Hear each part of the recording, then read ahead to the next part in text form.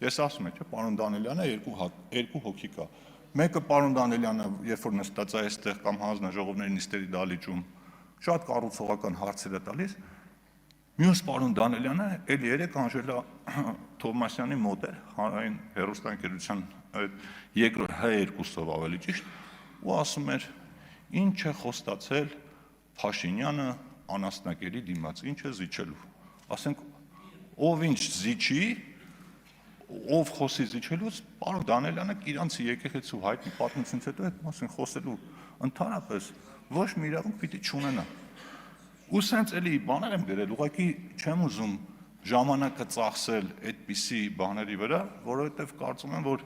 մեր հայրենակիցները շատ ավելի նորմալ, ճիշտ, կառուցողական, մասնագիտական խոսակցության արժանի են ու